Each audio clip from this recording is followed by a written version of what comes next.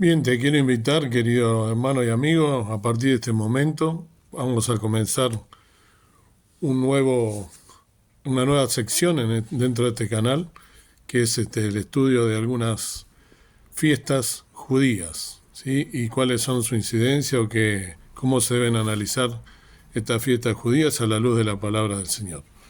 Vamos a comenzar por la fiesta de Pentecostés, también llamada por los judíos la fiesta de las semanas.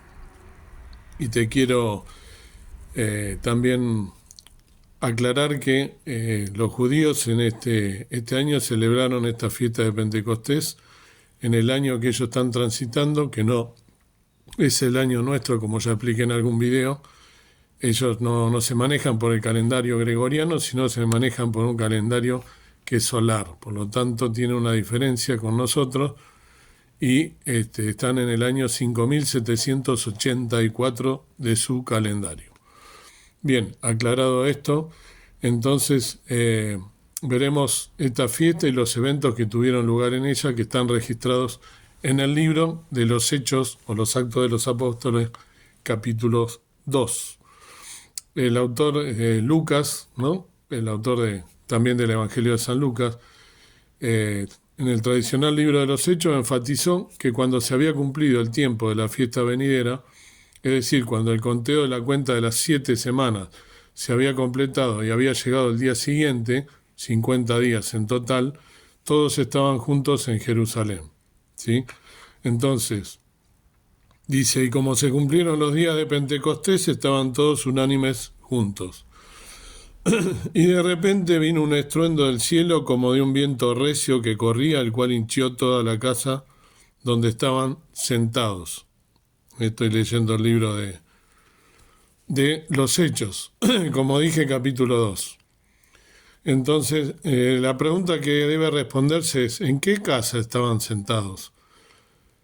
Aunque gran parte de la comunidad, perdón, aunque gran parte de la comunidad creyente relaciona esto con el aposento alto, lo más probable es que sea una referencia al templo, ya que el término hebreo para templo es casa santa. Es en el templo donde se debe observar Pentecostés, ya que es una de las 3 fiestas bíblicas a las que se requieren viajar a Jerusalén. Es decir, al templo para cumplir estos Shabbat altos, ¿sí? O sábados solemnes. Al examinar el texto bíblico relacionado con esta fiesta, en Hechos capítulos 2, como dije recién, se hace énfasis en el sonido que se escuchó.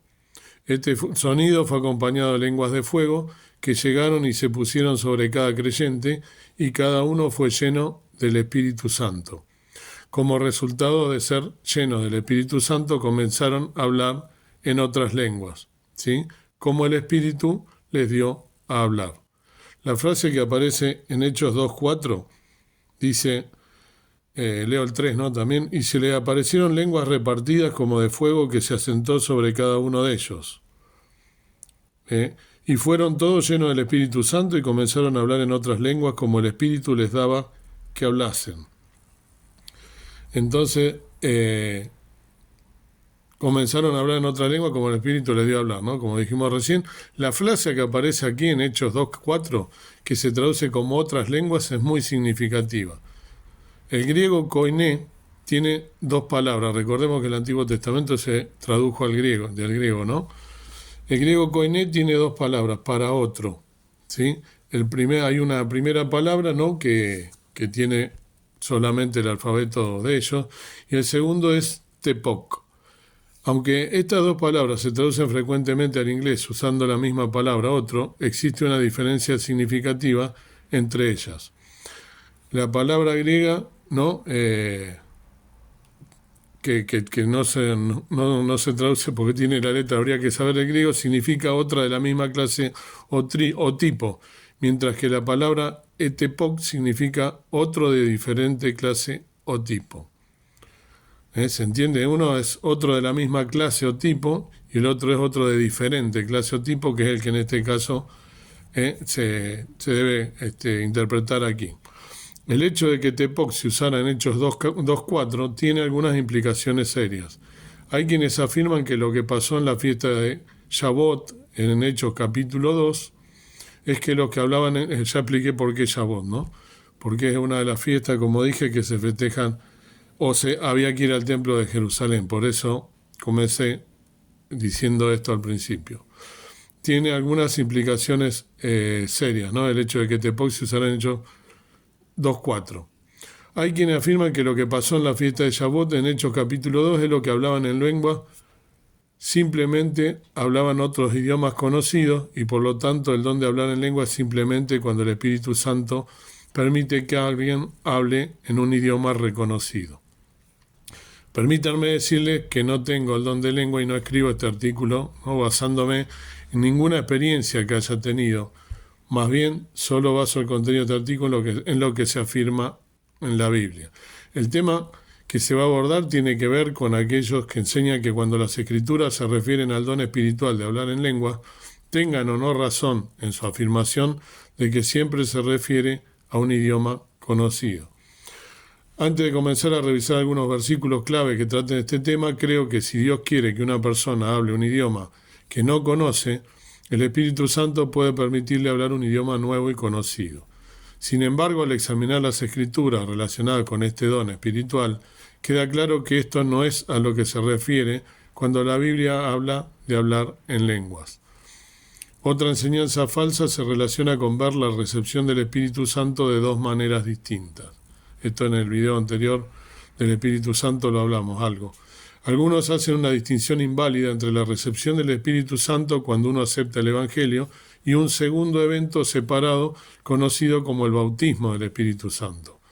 Con respecto al bautismo del Espíritu Santo, estos enseñan que la evidencia del bautismo del Espíritu Santo es siempre el hablar en lengua.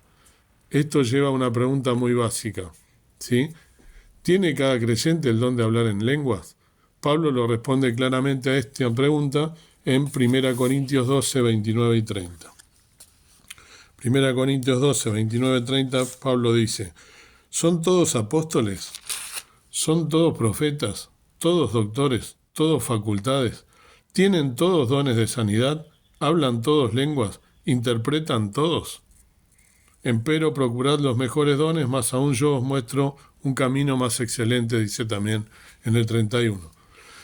Aunque la mayoría de las traducciones modernas colocan estos dos versículos en forma de pregunta, como lo leí yo, es más informativo cuando se traducen simplemente sin ponerle no en forma de pregunta. No todos son apóstoles, no todos son profetas, no todos son maestros, ¿no?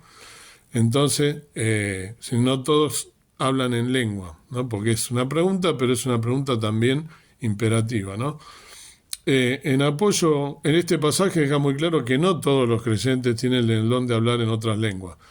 En apoyo de esto, el hecho de que en Hechos 2:4 se usa la palabra de tepoc, ¿sí?, y no la otra palabra, enseña que el autor de Hechos quería revelar que estas lenguas no eran lenguas conocidas, sino lenguas que eran de una variedad diferente a los diversos idiomas hablados en el mundo hoy, y es solo por medio del Espíritu Santo que una persona puede hablar en este tipo de lengua o idioma.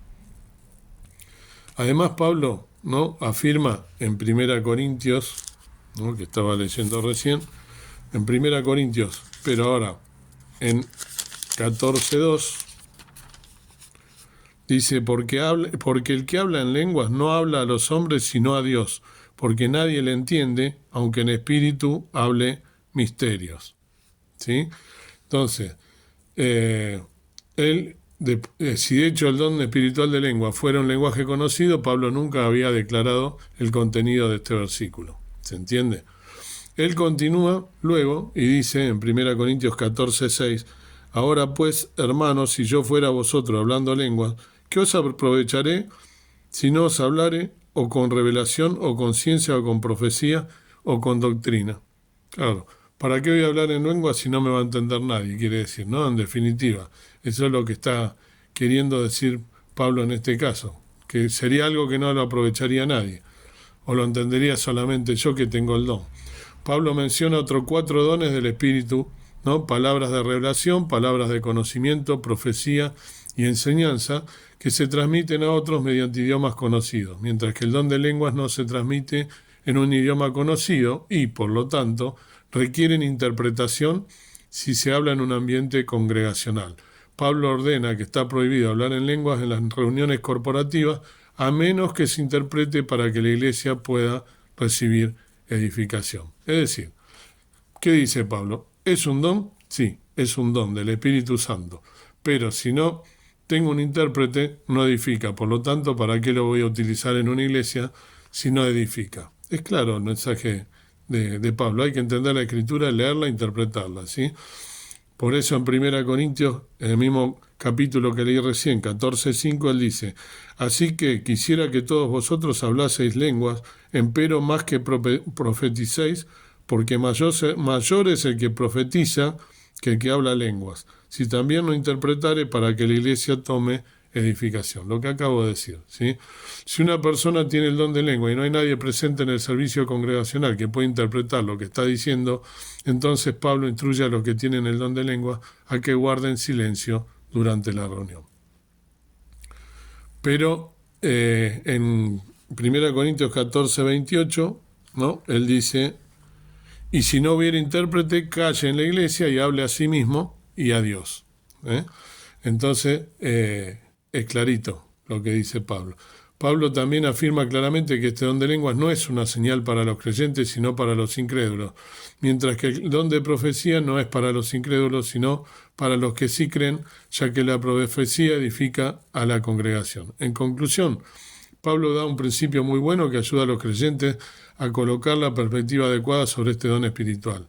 Él escribe a los corintios y esto es relevante para todos los creyentes, ¿sí? Los siguientes dos versículos, 1 Corintios 14, del 18 y 19, dice: doy gracias a Dios que hablo lenguas más que todos vosotros, pero en la iglesia más quiero hablar 5 palabras con mi sentido, para que enseñe también a los otros que 10.000 palabras en lengua desconocida. ¿Sí?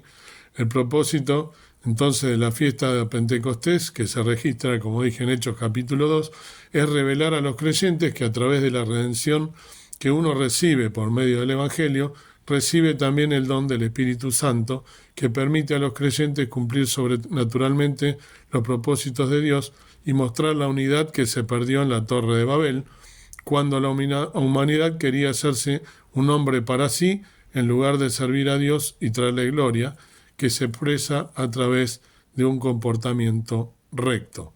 Porque recordemos que allí fue donde la primera vez empezaron a hablar en lengua, ¿no? Con la Torre de Babel, donde querían adorar a Dios, construir una torre para alcanzar a Dios, ¿no? Siempre el ser humano queriendo ser más que Dios. Con frecuencia cuando se observa este festival, o sea, Pentecostés, muchos recuerdan el don de lenguas y no comprenden lo que las Escrituras realmente enseñan acerca de este don y cómo se relaciona con el orden que Dios quiere traer a su pueblo del nuevo pacto. Bien, dicho esto, entonces, creo que quedó claro qué sentido tiene la fiesta de Pentecostés para que no se haga una mala interpretación. De todas maneras, esto no pretendo tampoco juzgar a nadie con esto, sino simplemente, como dije, una nueva sección para analizar estas fiestas judías y qué sentido tienen traídas, ¿no?, a la realidad y a lo que, sobre todas las cosas, dice la Biblia, que es lo que nosotros debemos interpretar.